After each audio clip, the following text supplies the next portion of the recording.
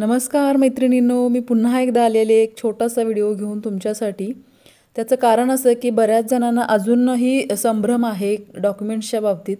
बरेच जण हे विचारतात की सुरुवातीला एक होतं, नंतर एक होतं, कोणतं कॅन्सल झालं, मग आता कोणतं चालणार। तर हा संभ्रम दूर करण्यासाठीच मी एक छोटासा व्हिडिओ तुमच्यासाठी घेऊन येत आहे की लाडकी बहीण योजनेसाठी नेमकी कोणती डॉक्युमेंट्स तत्ता लागणार आहेत सध्याला।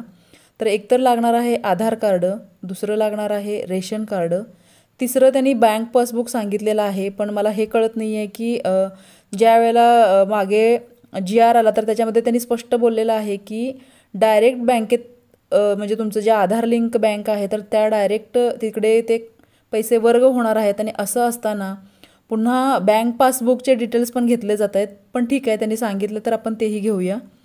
चौथं जे डॉक्युमेंट्स तुम्हाला लागणार आहे तर यामध्ये तुम्हाला 4 ऑप्शन त्यांनी दिलेले आहेत। एकतर शाळा सोडल्याचा दाखला तुम्हाला हवा आहे, नसेल तर जन्मदाखला हवा आहे, नसेल तर मतदान ओळखपत्र, आणि हेही नसेल तुमच्याकडे तर पतीचा शाळा सोडल्याचा दाखला। आता ह्या 4 गोष्टीमध्ये तुम्ही घाई करून घेऊ नका, व्यवस्थित लिहून घ्या डॉक्युमेंट्स सगळे एकत्र आणि मगच गोळा करून तुम्ही अर्ज करण्यासाठी जा। आता इथे हे लक्षात ठेवा की हे 4ही डॉक्युमेंट्स आपल्याला नको आहेत, तर 4पैकी कोणतंही एक डॉक्युमेंट तुमच्याकडे उपलब्ध असेल तर ते एकच घेऊन जायचं आहे। आणि सर्वात शेवटी 5वं जे डॉक्युमेंट आहे ते आहे फोटो। तर एवढे 5 डॉक्युमेंट आपल्याला तयार ठेवायचे आहेत। आता लाडक्या बहीण योजनेमध्ये सुधारित ज्या काही अटी होत्या तर त्या अटी अशा आहेत, फक्त पांढरे रेशन कार्ड धारकांना उत्पन्न दाखला लागेल, नाहीतर बाकीच्या कोणत्याही रेशन कार्ड धारकांना आता हा दाखला लागणार नाही आहे। म्हणजेच पिवळ्या आणि केशरी रेशन कार्ड धारकांना उत्पन्न दाखल्याची अट जी आहे ती रद्द करण्यात आलेली आहे। आणि तिसरं जे होतं ते डोमेसाईलची अट आता रद्द झालेली आहे। तर डॉक्युमेंट्स घेऊन तुम्हाला जायचं आहे आणि ते कुठं जायचं आहे तर अंगणवाडी सेविका तुमचा फॉर्म भरून घेत आहेत आणि एकतरी सेतू केंद्रावर भरून घेत आहेत।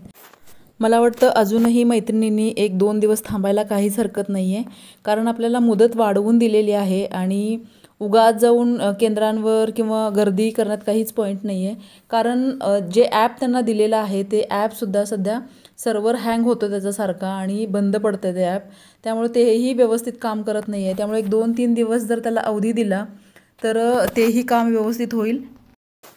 व्हिडिओला जास्तीत जास्त शेअर करा, जेणेकरून आपापल्या आप्तस्वकीयांपर्यंत ही बातमी लवकरात लवकर पोहोचेल आणि त्यांचाही त्रास वाचेल। अजूनही या योजनेच्या संदर्भात जे काही अपडेट्स येत राहतील तर ते मी तुम्हाला चॅनलच्या माध्यमातून व्हिडिओद्वारे देत राहीन।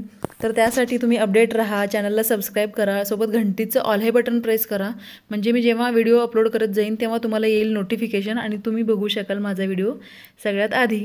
तर पुन्हा भेटू फ्रेंड्स लवकरच, तोपर्यंत बाय।